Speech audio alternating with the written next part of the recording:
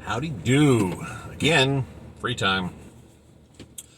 When you join the military, the system in place, it's been there for generations, is a boot camp or basic training, depending on what branch you're in. And you have a drill sergeant or a drill instructor, again, depending.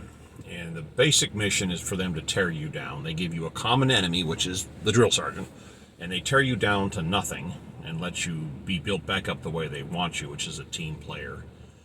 And the two basic concepts of basic training is to get the word why out of your vocabulary and to make you move even under conditions when you're under a lot of pressure. Some people freeze and your brain can shut off, but you will be trained in the military in a way that your body will continue to do what it needs to do while your brain might freak out. It's a structured system and it works really good. The part about the why is if you tell, like if you're an employer and you hire someone to work for you who's a veteran, you go tell them to go do that, they'll go, okay, and they'll go do it. And you hire someone who's not a veteran, they'll go, well, why? Why do I have to do that? Why is it my responsibility? What's the reason for doing that? Military doesn't go for that. So it's just, go do it, you do it, no questions asked. But once they break you down and build you back up military style, that's something that stays with you forever.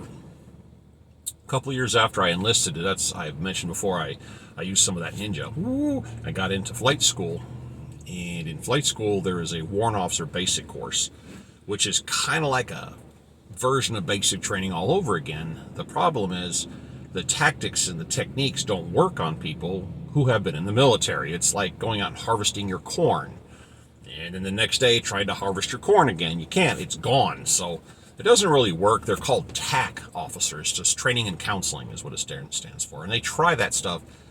That didn't really work. About 85% of the guys and girls that were in my warrant officer basic course were for aviation, and there were a few other that were specialists in certain fields. And the one guy they could get was and actually he was a physician. I'm 6'4", and I was like looking up at this guy. He's really tall. He's very lanky, very awkward. And they work some deal where, as a physician, you join the military, you go through basic training, you turn around and go through warrant officer training, and then they make you a major, which is a commissioned officer, which is like a whole different rank structure, which doesn't make any sense. And then they pay off like all your student loans or something, and then you become a reservist in the military for in case a war happens. It's kind of a good system. They get a doctor, and he gets his bills paid off. So we had this guy, and everybody in the military goes by his last name, by their last name there, man or woman. His last name was Kenny.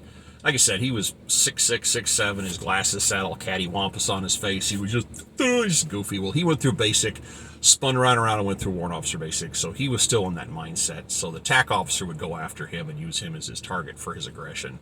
He tried it on us, and there was only one TAC, and there was like 35 of us, so we would do stuff back at him. I mean, in the military, you play hard, and we screwed with this guy, and he screwed with us, and it's part of the game. And in his office, on his desk, was this 8x10 of him and his wife and his two kids. So we plotted hatched a little plan. And one weekend, he had gone away for some reason. We pretty much had the weekends off. And when you live on post, your name is actually on your house. So we knew he lived over there someplace. So we went tearing up and down the streets and found his house, knocked on the door, and his wife answered. And military wives are awesome because they know the game and they're all on board. We held up the picture and said, hey, we want to retake this photo with one minor change. She was like, cool.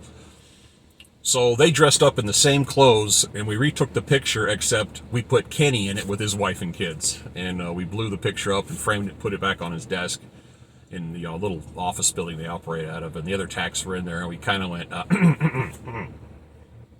and they were like, oh, God. And they sat down, and the next Monday morning, we're out there in the dark.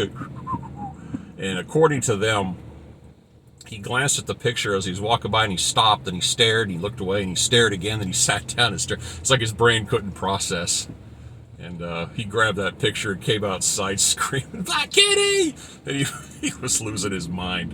And then everybody, the other TAC officers came out of the office. There was 3 or 4 of them, and they were actually crawling on their hands and knees laughing and just fell over because it was like, it was well thought out. And the reason that came to mind is I was wondering, is there anybody out there that did something like that, did a prank where they went, to extremes to make sure it came through? I don't what the limits are, but if anybody's got some story out there, I'd like to hear where you went way overboard on a prank that worked out well. All right, I got to get back to work. Take care. Bye.